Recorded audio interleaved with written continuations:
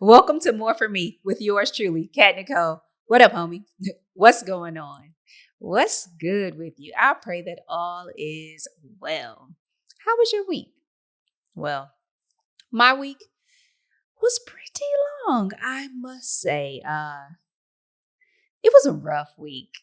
There were some good things in there, but there were definitely some rough moments in my week that pretty emotional.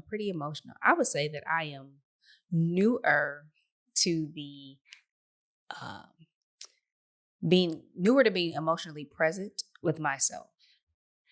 For a very long time, I was in the school of life happens, keep it moving, get her done. But that's not a great place to be. And so I've been much more sensitive to what's happening, how it's making me feel, what other things it may be impacting in my life, in me specifically, those around me, so on and so forth. And so these two things happen to be um, incidents that happen with people that I love dearly. So I was deeply involved in those emotions and on what I would call a bit of a roller coaster.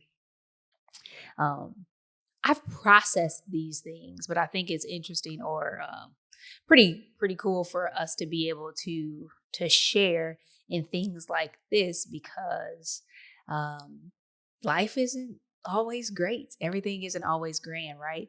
Um, we talk about here on the show that everything that happens in life is an opportunity for us to become a better version of ourselves. And that's a choice that we make, right? Do I look at this and I accept it as an opportunity to become a better version of myself? Or do I look at it as just something that happened to me and that potentially shapes me and or molds me in whatever way? And I don't have any control over the outcome or the aftermath, if you will. But the two things I actually want to share and jump in today. And excuse my manners. If this is your first time joining us today, welcome to the show.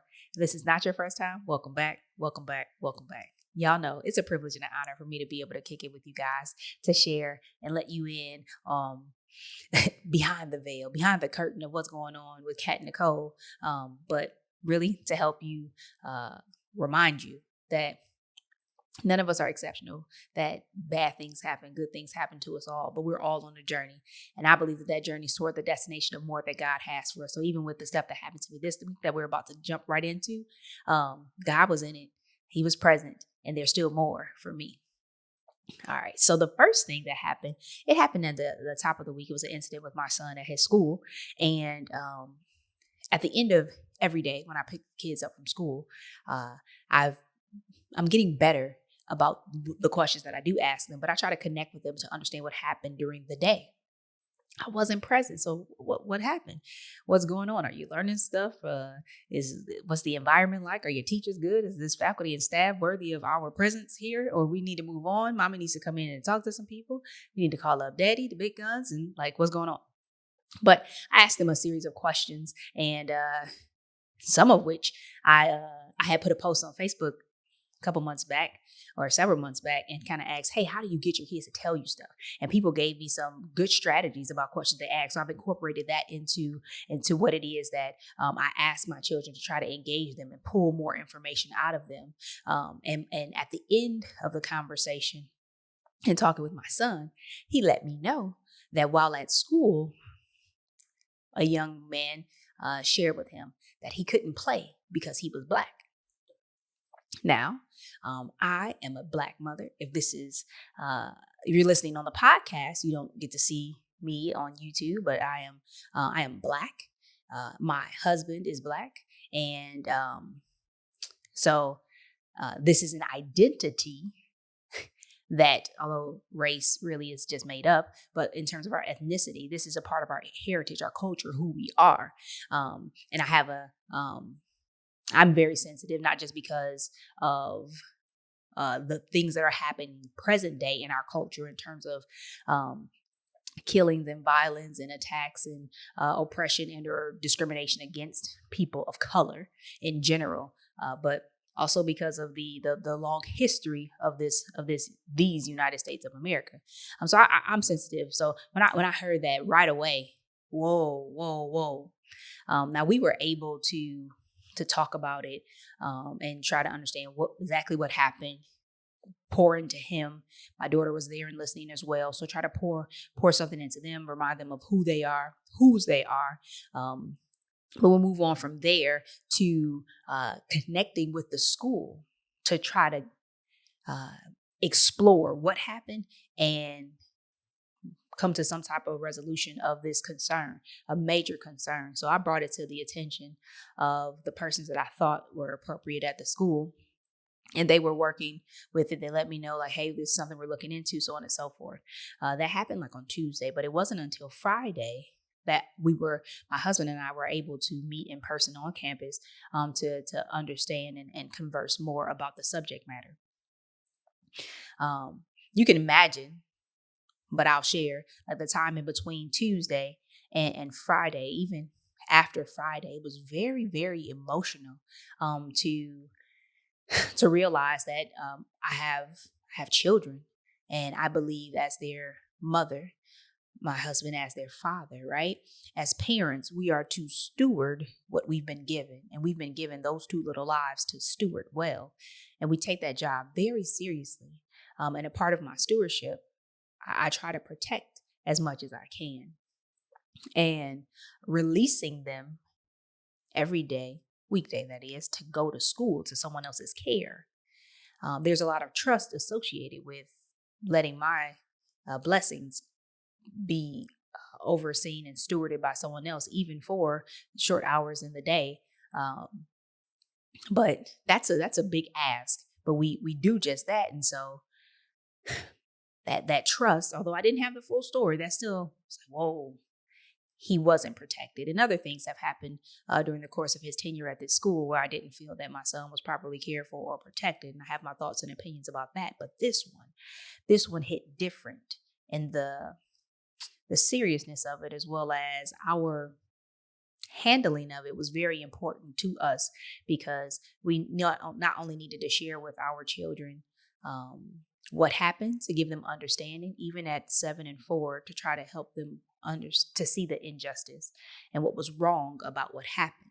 Because I think I want to assume that it's not just my children, but that they have a way of thinking that, at this age at least, that if I'm okay, it's okay. Like, I didn't physically get hurt, it's okay. But you could tell a little bit. He's like, I don't think that's right what he said, but trying to help them understand that discrimination of any sort, based upon anything, is unacceptable. And we walk through the color of your skin, the length of your hair, your height, your size, how well you read, your grades, the way you talk. Doesn't matter. Anything. You should not treat people different because they're not the same as you. But we walk through that, and I'll continue to share a little bit. I was going to jump ahead, but then you also have the processing of how to respond. And I have to be completely honest and say that at that point in time, it's a battle between my flesh and my spirit, right? The spiritual and the carnal, because the carnal wants to stand up and move and navigate in a different way. As my husband likes to remind people, I'm from Detroit, which sometimes I'm like, what exactly does that mean? What are you expecting for me to do when you tell people, hey, yo, she's from Detroit, calm down? But the carnal flares up, and then there's a response that, or several responses that I could have had, that we could have had, but that God wouldn't get any glory out of that. So then now I have to wrestle within myself. And that is still just a level of complexity in and of itself about what I could do and what I should do, what I want to do, but what is the right thing to do. And God was so gracious to allow for there to be time in between the sit-down conference and the incident itself. Because in that time, the Holy Spirit ministered to me and worked on my heart to the point of Friday that I no longer was angry. I no longer wanted to come in and read everybody their rights. But I realized that at the core of that school, there was an alignment in what we desired for my children, which is why we allow for them to attend there in the first place, and that there was an incident that happened that did not align with what either of us wanted. And now we have an opportunity to work and talk through this thing and allow for God to be glorified through it. An emphasis on God being glorified through it is also a Christian school at that, which had a different level of esteem as well. But that God would get the glory out of it. And there wouldn't be a subset of putting people in their place and letting them know how angry and mad we were. But that we wanted to make some progress, and that hopefully that this incident, these conversations would shape the future for the next student of color, the students of color that are present, that they would have different experiences and that they might not have to be subjected to an incident of this nature. Now, on Friday, we had the conference. My son had to be present. Well, we chose for him to be present, let me say that, because we did not feel we wanted the conversation that they had with him about what happened for us to be present and to be of support of him during that conversation. So he was present. And so he was able to share. He was able to hear mommy and daddy speak to our concerns, and for him to hear our heart, and even the heart of the teachers, facilitators, faculty, staff, or whatever at the school. So at the end of it, it was a very good conversation. I'm hopeful about the future at that institution. We are prayerful for the family that was connected to the other student who said such words. But then we have to continue to step up and make sure that we are okay, as well as our son being okay.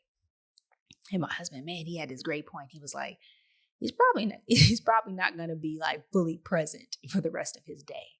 And when he gets home, we're going to be intentional about loving on him and connecting with him to make sure that he's okay and that he knows how to guide through these moments.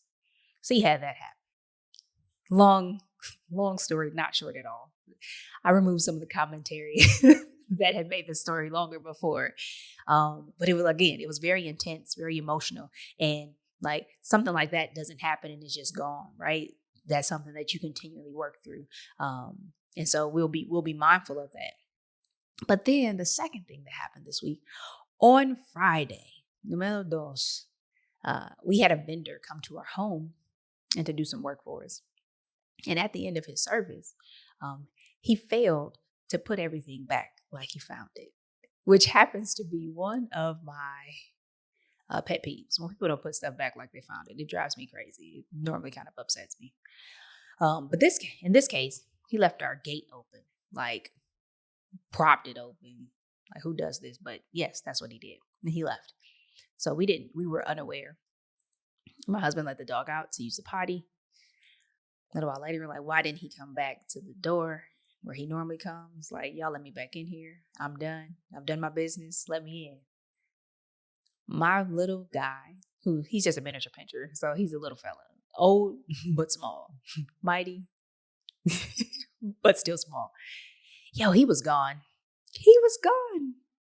Now, that's as people like to call it, fur baby. That's my fur baby. He was my firstborn, not born of me, but his name is 5. We know I like the number 5. 13 years old. We've been rolling together. I got him on my 25th birthday. I'm like, well, where's my dog? So then after a very intense and heavy day already, even though there was good things in it, it still was heavy. It still was a lot to process and deal with. Now, our dog is missing.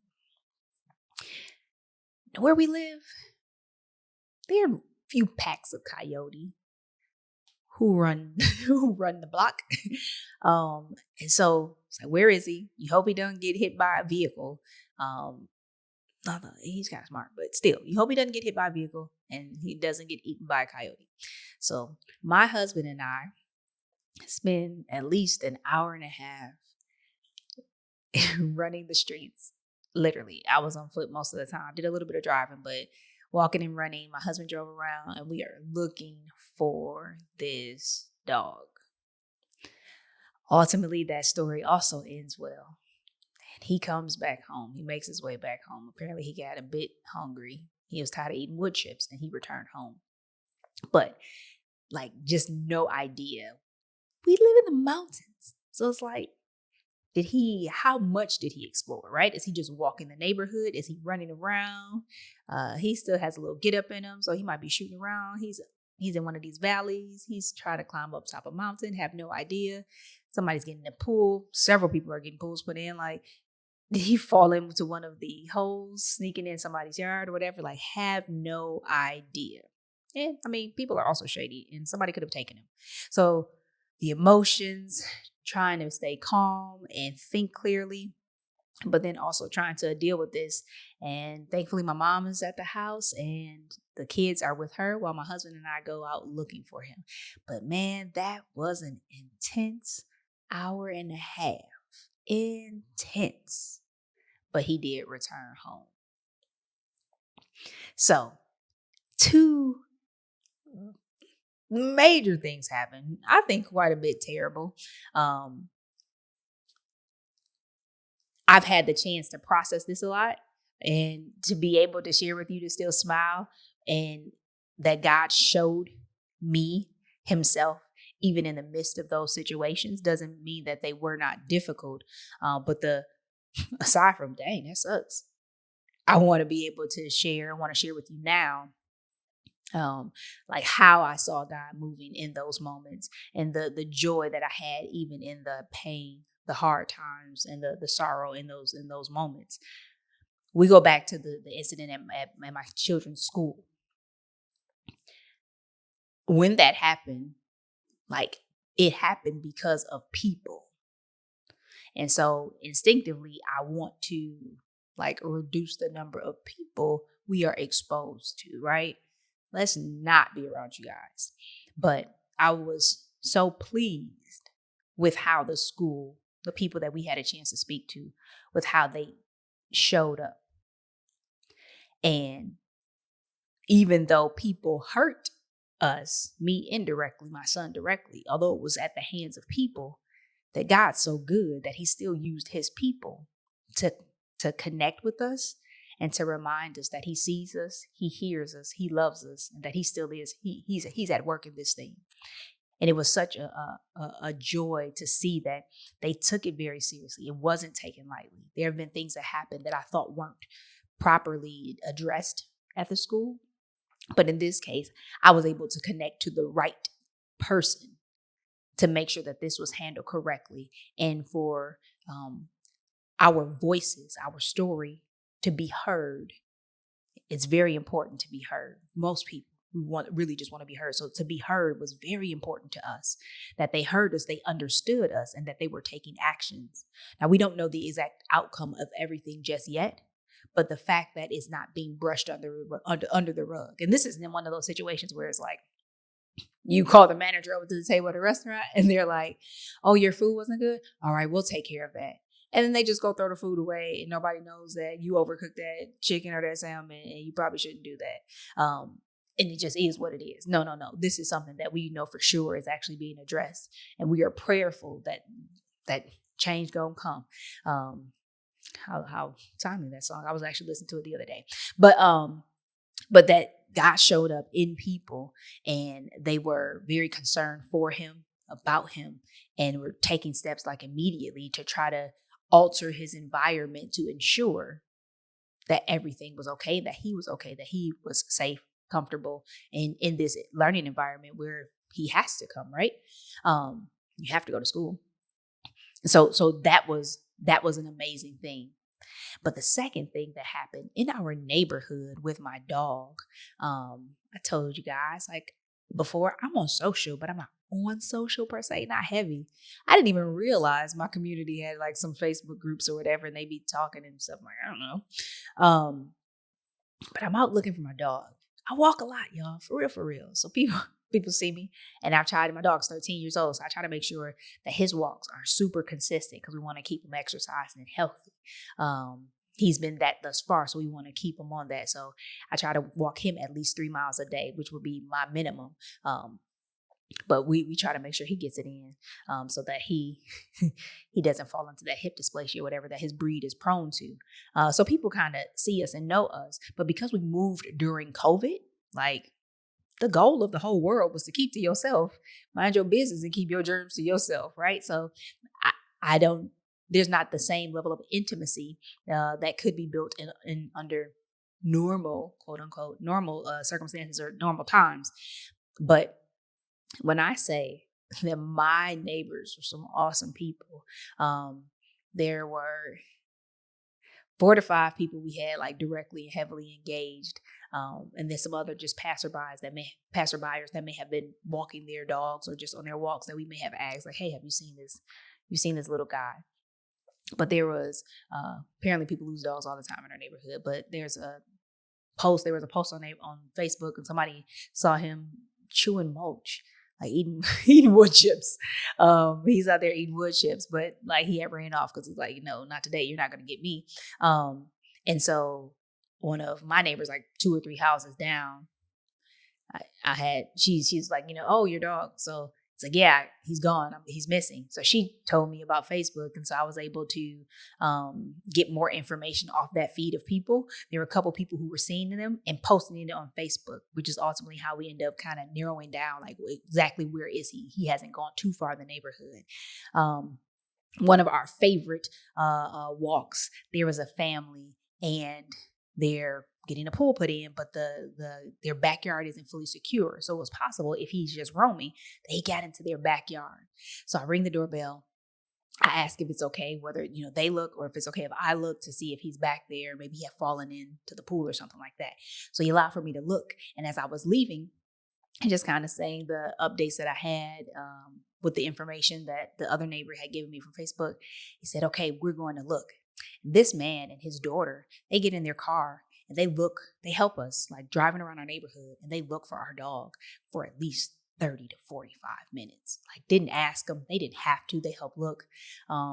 Another couple we had talked to, they kind of did the same. Hey, we'll keep our eye out. They were walking their dog and they had been a further distance. And they're like, hey, we just walked all of this. We know he's not there. And I was just so impressed by the hearts of those people. And that even through them, that, like, God reminded me, I see you, I hear you, and here's my love, here's my support. And that we were able to identify and find our dog just because of the kindness and the goodness of people that we don't know. And thankfully, my dog didn't get murked by a coyote or a car, and he did return home. But even if he had, there still was good in that bad. Like, this was happening. I was realizing, like, man, these people are doing things that they don't have to, that I didn't ask them to, out of the kindness of their hearts. That I still saw God. I saw the goodness. All good things come from God in those people, in both of those situations. That, like, the darkness can't shut out light, and that there's good in the world, and that there's good in people, even when bad things are happening to you and around you. And so I really wanted to share that with you, one, because it was a heck of a week, but then, like, these real time examples, like, sometimes I'll look back and I'll talk about my childhood, but, like, dude, this week, like, is an opportunity for you to become a better version of yourself. What will you do? Which road will you take? Do you choose light? You choose darkness? You walking with God? You choose to look for him in it? Are you still looking for God no matter what is happening to you? Or are you not? And I want to encourage you. Maybe something not so significant, painful, or impactful happened to you. Maybe something even the same or even worse. I don't know. But no matter what we face, that we can look and find God. There's some way that he's keeping you. He's protecting you. Even if you don't see it now. For those who love God and are called according to his purpose, it's working out for your good. It can and it will. Bad stuff happens to good people. It happens to all of us. However, but God, that he's real, he's still there. And I hope the way that I felt him so tangibly this week in both of those instances, and even in other ways that I didn't share here today, I pray that you would experience God in the same way, that you will come to know him so that you can discern when it's him, so that you can stop and thank him, so that you can acknowledge, that you can testify and share with somebody else that God is good all the time. That's it for this week, guys. Thank you for indulging me. Thank you for joining yet another episode. Continue to journey with me and the homies here on this good homieship. No matter what you're seeing or what you're facing, remember that God is in control. Be as obedient and as faithful as you can. And what you can't do, pray for the Holy Spirit to help you to do even more in your obedience and your faithfulness. Because if you stand there, stand on his word and his promises, he'll stand with you. Guarantee it. Remember, God has more for me and God has more for you. Now let's get it. Take care.